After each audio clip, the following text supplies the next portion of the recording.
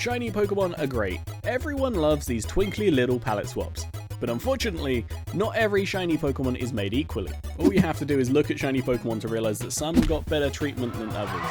But to be honest, I'm the type of person that if my Pokemon is sparkling, I don't care. A shiny is a shiny, I do not discriminate. But enough of that, I've got discriminating to do. Today I'm going to go over my top 10 pink shiny Pokemon. But really quickly before we start, please do remember colour is very subjective. What I like, you might not like, and that's absolutely fine. But we've also got to keep in mind what we think certain colours are can also be subjective. What I think is pink, you might call purple. What you call pink, I might call red. So please keep in mind that every Pokemon in this list, I consider to be pink. I just don't want any of you to think, oh, that's not pink, that's cerise. But anyway, let's get on to the top 10. And at number 10, we have Furry. It's no secret that pink is going to work better on the cute Pokemon. And I think that Furry is a very underrated cute Pokemon. Sure, it's not the best in battle, but look at this little thing. I love the combination of white and pink, and it gives a cute Pokemon an even cuter aesthetic. Moving on to number 9, we have Poltigeist. I think the addition of pink instead of blue on the teapot is a very welcome addition, and I love the fact that it's one of the rarest shinies you can possibly get. If you didn't know, and I'm sure you do by now, but every Sinistea you catch can either have an authentic mark or be a fake.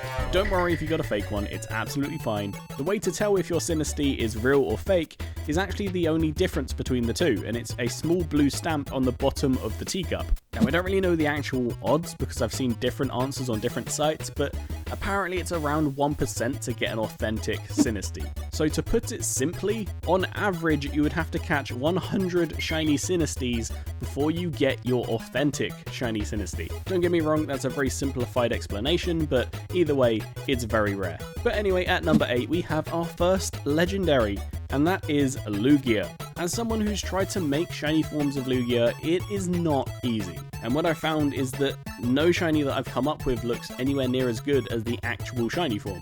It just fits it so well, and obviously because Lugia has the really weird typing of psychic flying and not water flying, the colouring really does suit its typing a lot more than blue does. At number 7 we have Pachurisu. Pachurisu is definitely my favourite Pikachu clone. Togedemaru does come close, but Pachurisu is still number 1. And the only thing better than a Pachurisu is a shiny Pachurisu. It's similar to Furret, where a cute design is amplified by the colouring, and I really like how the cheeks stay yellow to complement that pink. So moving on to number 6, we have Amphoros. There isn't much convincing to do with this one. Most people think that Amphoros looks amazing in its shiny, and its mega form also looks equally as good. I'm so glad they changed the red orbs to a blue colour to complement the pink, and also that they kept the hair of the shiny a nice white colour. Again, white and pink, it just works. Okay, sure, it doesn't really portray the electric typing as well anymore, however, it does portray the new dragon typing of the Mega. But anyway, we're going to move on to the top 5, and number 5 is Mean Chow. The original colour scheme looked good with the purple and yellow, however that's really brought home with the pink and purple colouring. It is one of the Pokemon that I probably wouldn't use unless I had it as a shiny form, and that kind of shows how much I like the shiny. Moving on to number 4, we have Dragonair. How can you honestly say that you don't like this thing? It's one of my favourite Gen 1 shinies. It's very majestic, pink suits it so well, the clashing of the yellow orbs, it's just so well put together. It's a massive shame that it turns into this, but at least we get to enjoy it when it's a Dragonair, right? So moving on to the top 3, we have Jumpluff. It's a very forgotten Pokemon, and that's understandable. Its stats aren't that great, its typing isn't that great. You also need to deal with Hoppip, who isn't really the easiest to level up, but one thing it does have going for it is an amazing shiny. Pink just works so well with Jumpluff. We go from fat oddish to cute Gumball. It's amazing. I genuinely couldn't think of a better shiny than Pink. But let's move on to the penultimate Pink Pokemon, and number 2 is Celebi. This makes so much sense. Being such a cute fairy-like Pokemon, Pink is just such an obvious choice. I definitely think that Celebi would have been a Grass Fairy had it not been Grass Psychic from the start. However, even if it is a Grass Psychic type, Pink is still a very appropriate colour for that typing. And let's be honest, the clashing green eyes and little antenna are an amazing contrast to the pink. An amazing choice, arguably the only choice.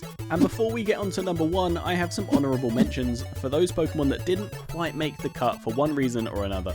First of all, we have Toxapex, who I think is an amazing pink shiny, but unfortunately, its original blue is just a tiny bit better in my opinion. Next, we have Ducklet, who unfortunately is in the same boat. It's a very cute pink Pokemon, but I think blue just suits it much better. And then we have the 2 Pokemon that have Mega Evolutions, so we have Mega Mawile and Mega Lot Bunny. These Pokemon look great. However, it's not really an improvement on its original, I don't think, but regardless, they are great shinies and they deserve a shout out. So let's move on to number 1, and number 1 is Rabombi. This is probably the best use of pink in my opinion, and I'm very surprised that this Pokemon was not pink originally. Combining everything that we've said about previous Pokemon, i.e. the cute, the white and pink combination, it's all at work in this Pokemon. But the icing on the Alcremie for me is definitely the red scarf. The little cherry red scarf really does highlight and emphasize this shiny form. On the original palette, it's very easy to miss the scarf because the brown blends in with the yellow quite well, but the red, it just stands out, it's there, it lets you know that this is a shiny and this is an amazing shiny. So that was my top 10 list of shiny pink Pokemon. Let me know in the comments below if you agree, if you disagree, did I miss any Pokemon? Let me know, let's have a chat. But of course, I will see you all in the next one.